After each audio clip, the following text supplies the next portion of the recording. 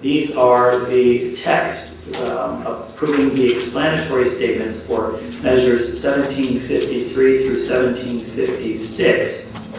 Those are concerning the solid waste ordinances, the code enforcement officer ordinance, the hearings officer ordinance, and environmental health enforcement ordinance.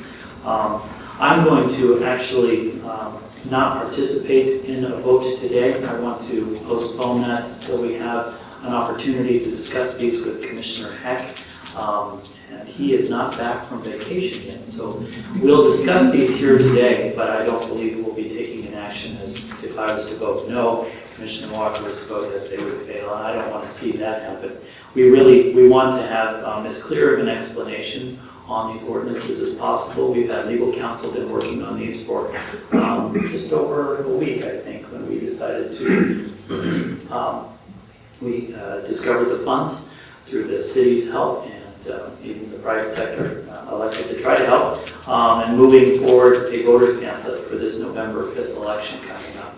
So we will take action on these, but it will probably be at our administrative meeting tomorrow, which I understand Commissioner Heck will be a party to.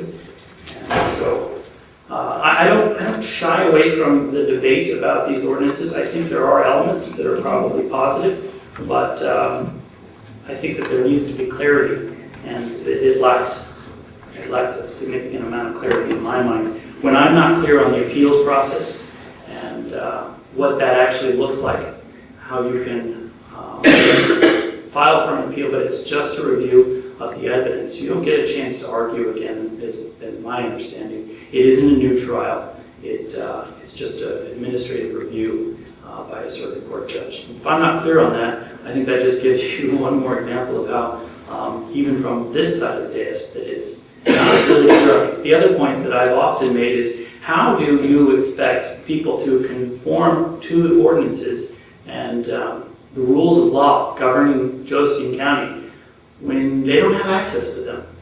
How do you know what laws are on the books? We don't have our code codified. It isn't online. It isn't easily accessible to this Board of Commissioners, let alone the public. So the other element that I find pretty egregious is the amount of time and energy we are spending on these 4 ordinances, when frankly, in my list of top 10 issues for Josephine County, not there. I think the criminal justice system is paramount, number 1.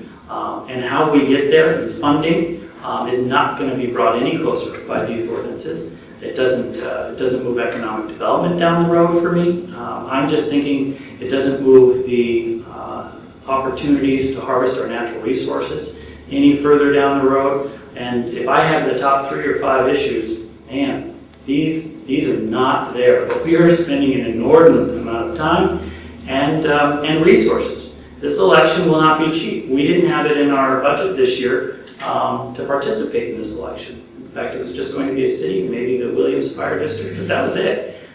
There's an additional cost of somewhere between $35,000 and $50,000, which we don't have.